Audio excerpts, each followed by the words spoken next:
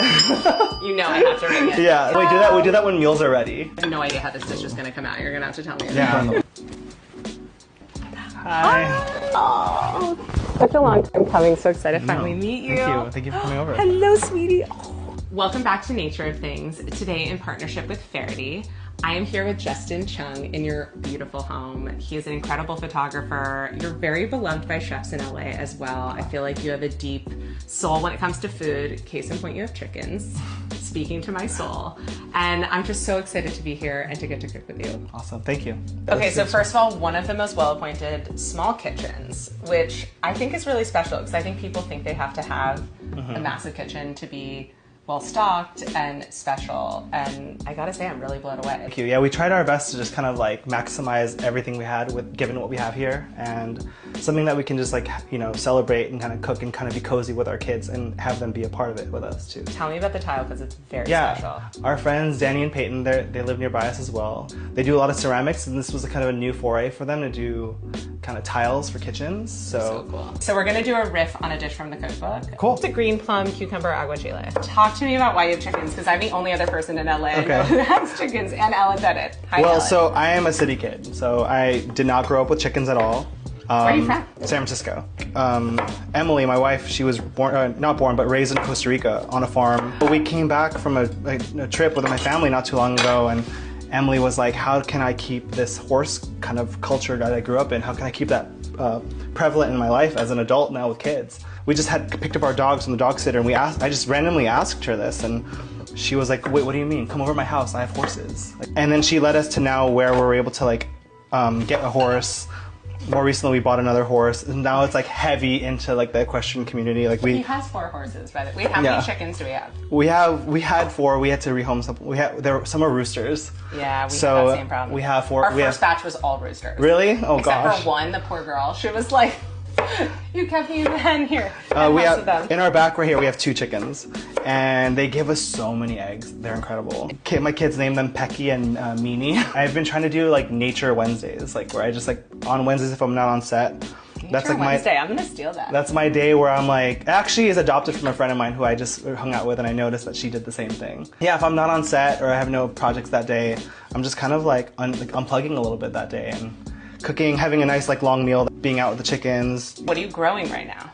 A bunch of herbs right now. Our friend Molly helped us, you know, planting. Molly said LASIK. She's been on Nature of Things. She helped us like get our planting in order, and now it's kind of like right now maintenance. Okay, so we're gonna pop this in. Oops. Okay. I love this as I actually was gonna start it in here, but it's just so beautiful, and I want to give it some time to marinate. Okay. So that's from Zoe Daring. We gotta definitely credit her. She's the best. I love her. Zoe, I'm coming for this. So, city guy. From San Francisco, yeah. San Francisco marries horse lover, farm homesteading. Like, how does that conversation go? You're like, I've never done this, but were you just into it? When I was in Costa Rica when we first started dating, woke up and I'm like, where's Emily?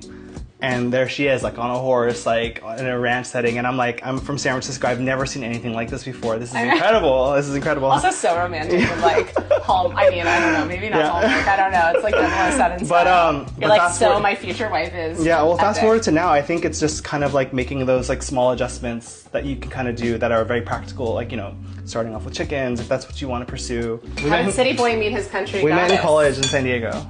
Oh my gosh. We met in college, so we've been together since college, and yeah, she knew me actually before I was a photographer. Okay, before I even owned a camera. I was pre-med. Stop. What kind of doctor? This project's gonna go out there. People are gonna finally know my like origin story. Look at that guy, hand model. He's ready. He shoots campaigns.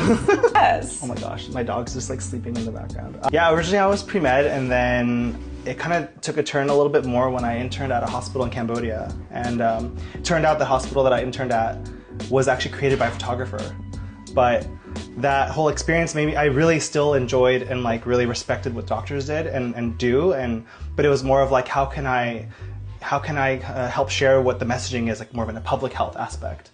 And so I ended up switching my degree to public health. Okay. And then when I was in public health, that's when I really started to realize the powerful medium of photography and what that meant. And so I got it. Interesting, photography through public health. That's wild. So I have like an advanced degree that I can use to hopefully, you know, start getting ready to apply to medical school.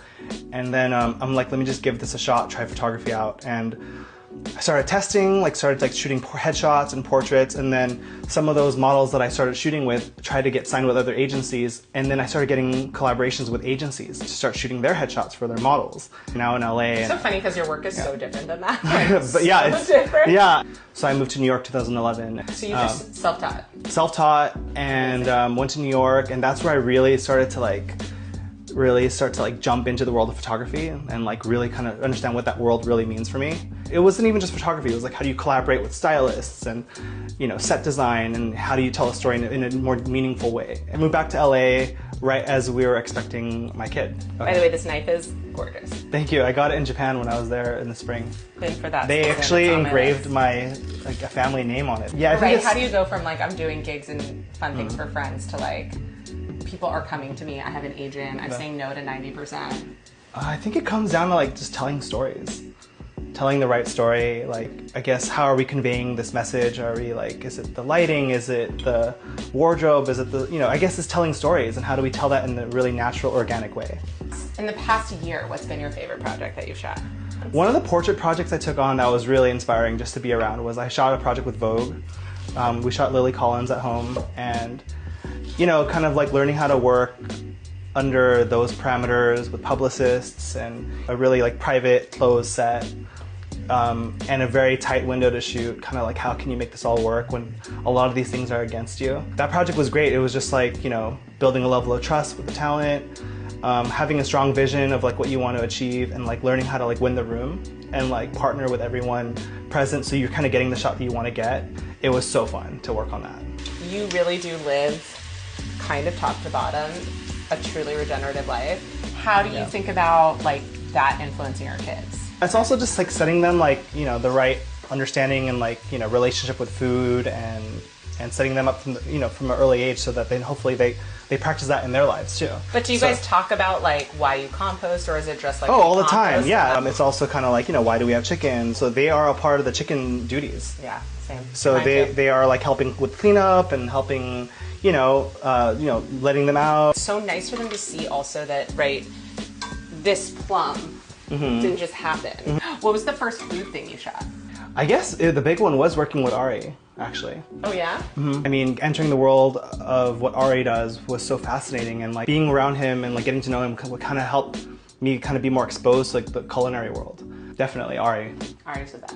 I always say my kids are made of found oyster. I also feel when you grow things, when you have chickens, kids tend to enjoy that rather than seeing it as a chore. So there was, at the hospital I interned at, there was lines down the street for it was a non-profit public hospital. So there was a photographer, and he's helping, share the messaging of what's going on and how you can prevent things from happening. And that really hit me. I was like, whoa, maybe I can find other mediums to help.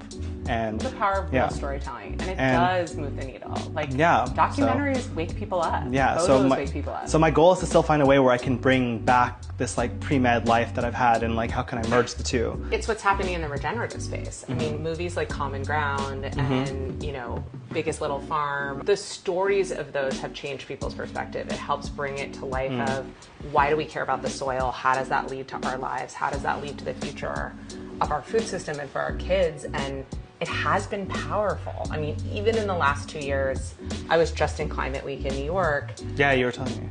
And it was the first time where regenerative farming and food was actually on the main stage and being talked about. I remember 2 years ago, I was like, how are we talking about climate and nowhere is there a regenerative conversation? And I give a huge credit to all the artists that have come in and really started to storytell on why this is mission critical. Oh, you want to say hi to the video? Say hi to this. Yeah. Ooh. Vivi. Yeah. You're coming. Yum. Yeah, nice. Ask her how many kids. She has what? What did you say? 4 kids. Too much. This is really good. Thank you. So I always ask every guest, would you make it again? Yeah. Yeah. So when are we going to go to your place? We're going to your place next. You're on.